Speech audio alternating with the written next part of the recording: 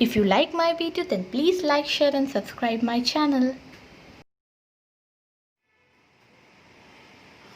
So let's begin with the second part of algebra. But before that एक छोटा सा revision ले ले जो हमने अभी तक पढ़ा था. तो हमने क्या पढ़ा था? algebra is a combination of numbers and letters. But in algebra उन नंबर्स को हम कांस्टेंट बोलते हैं और लेटर्स को हम वेरिएबल्स बोलते हैं. इतना आपने अभी तक समझ लिया था. अब इसके आगे बढ़ते हैं. The next topic is your terms. Terms क्या होते हैं? जब यही कांस्टेंट और वेरिएबल्स एक साथ लिखे जाएं तो उनको हम टर्म्स कहते हैं. जैसे कि 3a, जिसमें 3 आपका कांस्टेंट है, a आपका वेरिएबल है. बट ये दोनों जब साथ में होंगे तो 3a को ये नहीं कहेंगे कि हाँ 3 कांस्टेंट a वेरिएबल, तब हम बोलेंगे 3a इज़ अ टर्म. क्यों? क्योंकि इसके अंदर एक कांस्टेंट है और एक वेरिएबल है. So terms are constants and variables together are called terms. Constant और वेरिएबल को एक साथ क्या बोलते हैं? टर्म्स बोलते हैं. Is that clear? कांस्टेंट और वेरिएबल अगर एक साथ एक जगह पर लिखे हों तो we will called it as a term. 5d, x, 3z, ये सब क्या है? These are the terms. और इन टर्म्स को ये टर्म्स क्या है? ये मिक्सचर ऑफ कांस्टेंट्स और वेरिएबल्स हैं. ठीक है? अगर ये लिखा तो वी विल से कि these are the terms, these are some terms of algebra which are the mixture of constants and variable. Constants are the numbers and variables are the letters. तो अब आगे बढ़ते हैं. ये टर्म्स भी दो types के होते हैं, like term and unlike term. Now like term क्या होता है? जब भी आपका कोई भी टर्म एक जैसा हो तो उन्हें लाइक टर्म कहते हैं. मतलब जिसमें वेरिएबल आपका सेम हो बट कांस्टेंट चेंज होता जाए, ऐसे टर्म्स को हम लाइक टर्म कहते हैं. देखिए किस तरह से. The terms whose variable are same but their constant are different. For example 3a, 4a, 6a. आप इसमें देख सकते हैं, इस एग्जाम्पल में वेरिएबल सेम है. इस एग्जाम्पल में हर टर्म का वेरिएबल आपका सेम है बट जो चेंज हो रहा है वो कांस्टेंट चेंज हो रहा है.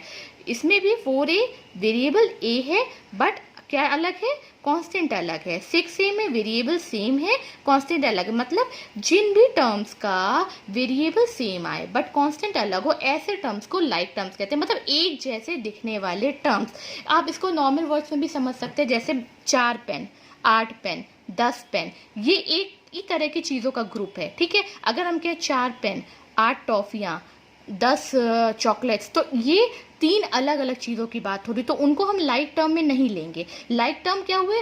10 पेन्स, 8 पेन्स, 6 पेन्स, इनका ग्रुप लाइक टर्म कहलाए क्योंकि इनके अंदर जितने भी आइटम हैं वो सेम है. तो आप टर्म्स को, लाइक टर्म को आप एक तरह के आइटम की तरह भी समझ सकते हैं. एक और एग्जाम्पल हम देखते हैं.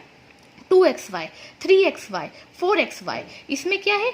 xy सेम है तो ये लाइक टर्म है. क्यों? क्योंकि इनका फिजिकल अपीयरेंस एक जैसा है. 2 अलग हो गया, 3 अलग हो गया, 4 अलग हो गया, बट इनका वेरिएबल सेम है, so they are called as like terms. 5abc, 10abc, 8abc, abc same है.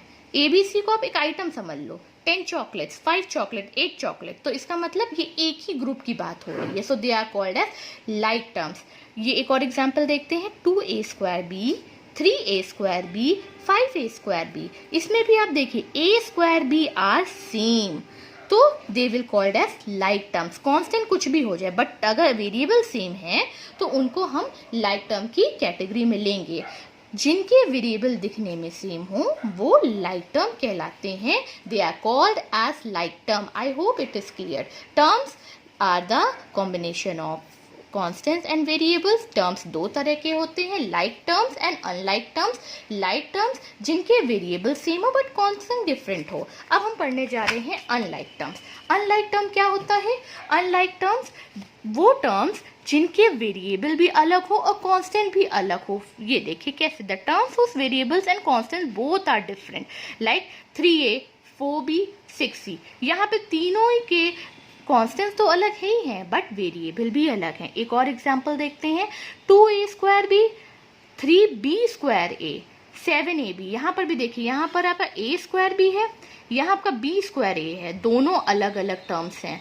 देन ab, ये भी अलग है, तो they are called as unlike terms. जैसे कि हमने अभी एग्जांपल आपको दिया था 3 चॉकलेट, 4 पेन, 10 टॉफीज, इन तीनों में सब डिफरेंट है, तो वो अनलाइक टर्म कहलाएगा। जो ग्रुप जिसमें अलग अलग तरह के टर्म्स डाल दिए जाएं उनको हम अनलाइक की कैटेगरी में लेते हैं। I hope I am clear. एक और एग्जाम्पल देते हैं, 3xy, 4x² y², 7x y²। इसमें भी देखिए constants are different along with variables are also different. तो आई होप आपको टर्म्स समझ में आ गया होगा। Terms are the combination of constants and variables. Terms are of two types, like terms and unlike terms. Like terms जिनका variable same हो but constant अलग हो, अनलाइक टर्म जिनका वेरिएबल कांस्टेंट दोनों ही अलग होता है। ठीक है, अब एक और नया हम टॉपिक पढ़ने जा रहे हैं, वो है एक्सप्रेशंस। अभी तक आपने देखा जब हम वेरिएबल और कांस्टेंट को एक ग्रुप बनाते हैं वो टर्म्स हो जाता है। उसी तरह से जब कई सारे टर्म्स का एक ग्रुप बन जाए तो उन्हें हम एक्सप्रेशन कहते हैं। Groups of terms are called expression. कई सारे टर्म्स का जब ग्रुप बन जाए तो उन्हें हम एक्सप्रेशन कहते हैं। जैसे कि 3a + 4b - 6c multiplied by 8d। इस ग्रुप के अंदर कई सारे टर्म्स हैं जिनको प्लस माइनस मल्टीप्लाई के साइन के साथ वेरी किया गया है, अलग किया गया है। 2a into 3b, 5a divided by 4c, ये कई तरह के एक्सप्रेशन का एग्जाम्पल है जिसके अंदर अलग अलग टर्म्स को एक ग्रुप बना के रख दिया गया है। एक चीज इसमें और ध्यान रखिएगा, इन ग्रुप में अगर आपको कोई टर्म बताना है, अगर एक ग्रुप के अंदर एक एक्सप्रेशन के अंदर बताना है कितने टर्म्स हैं तो उसको भी बताने का एक तरीका होता है। अगर किसी ग्रुप के अंदर आप किसी एक्सप्रेशन के अंदर आपको बताना है कि कितने टर्म्स लाइक करते हैं, वो डिसाइड करता है उस एक्सप्रेशन के अंदर के प्लस और माइनस का साइन। दैट मीन्स अगर हम इस एग्जाम्पल को देखते हैं 3a + 4b - 6c multiplied by 8d।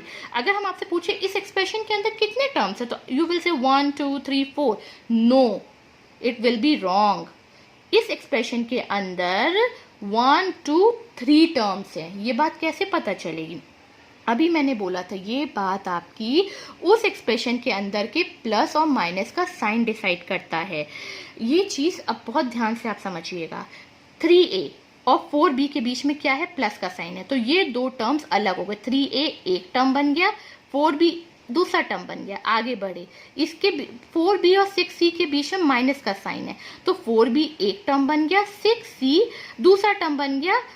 ठीक, अब आगे बढ़े, 6c multiplied by 8d, multiply का साइन है, दैट मीन्स ये पूरा एक टर्म है, this is one term.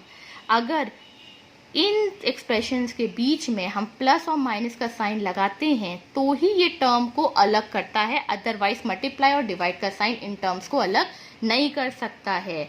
Means 3a एक है, 4b दूसरा है क्योंकि इन दोनों टर्म्स के बीच में प्लस का साइन है। 6c मल्टीप्लाइड बाय 8d एक पूरा टर्म है क्योंकि इन दोनों टर्म्स के बीच में माइनस का साइन है। 6c और 8d को मल्टीप्लाई का साइन डिवाइड नहीं कर सकता। किसी भी एक्सप्रेशन के अंदर अगर साइन प्लस और माइनस का है तभी वो टर्म्स अलग होते हैं, वरना नहीं। देखिए एक और एग्जाम्पल देखते हैं, 2a मल्टीप्लाइड बाय 3b, इसके अंदर कितने टर्म्स हैं? आप बोलेंगे इसके अंदर दो टर्म है, नहीं, इसके अंदर सिर्फ एक टर्म है जो ये पूरा एक टर्म है। क्यों? क्योंकि इन दोनों टर्म्स के बीच में मल्टीप्लाई का साइन लगा है जो इनको सेपरेट नहीं कर सकता है। Next example 5a divided by 4c, ये भी पूरा एक टर्म है। क्यों? क्योंकि इन दोनों टर्म्स के बीच में डिवाइड का साइन लगा है। I am clear? अगर यहाँ प्लस का साइन होता या माइनस का साइन होता तो ये दो टर्म्स होते, क्योंकि यहाँ डिवाइड का साइन है तो ये सिर्फ और सिर्फ एक ही टर्म है। आगे बढ़ते हैं। In an expression terms can only be separated by two sign, that is your plus and minus sign. देखिए जो अभी मैंने आपको बात बोली थी वही यहाँ पर लिखी गई है कि किसी भी एक्सप्रेशन के अंदर अगर आपको टर्म्स को अलग अलग करना है तो उन टर्म्स के बीच में या तो प्लस का साइन हो या तो माइनस का साइन हो, तभी वो टर्म अलग हो सकते हैं। अगर आपको बताना है कि किसी एक्सप्रेशन के अंदर कितने टर्म्स हैं तो आपको उस एक्सप्रेशन के प्लस या माइनस के साइन को देखना पड़ेगा। एक बड़ा सा एग्जाम्पल है हमारे सामने, हम उसको देखते हैं तो आपको चीज़ें और क्लियर हो जाएंगी। ठीक है, जैसे कि यहाँ लिखा है 3a plus 2b multiplied by 4c divided by 3d multiplied by 4f plus 3z। इस एक्सप्रेशन के अंदर आपको टर्म्स बताने हैं, तो वो हम कैसे बताएंगे? चलिए मेरे साथ आप लोग भी स्टार्ट करें। 3a एक टर्म हुआ, आगे बढ़े, प्लस का साइन है, ये एक टर्म हो गया, आगे बढ़ते हैं। 2b मल्टीप्लाइड बाय 4c नहीं रुकेगा, डिवाइडेड बाय 3d अभी भी नहीं रुकेगा, मल्टीप्लाइड बाय 4f, यहाँ जैसे प्लस का साइन देखा ये रुक गया, ये पूरा एक टर्म है, ठीक। फिर प्लस के साइन के बाद 3z है और उसके बाद कुछ नहीं, तो ये एक टर्म है। इस इतने बड़े एक्सप्रेशन के अंदर टोटल 3 टर्म्स हैं। कैसे पता चला? क्योंकि इसके अंदर एक प्लस और 2 प्लस के साइन थे जिन्होंने इस एक्सप्रेशन के टर्म्स को अलग किया। बात समझ में आई?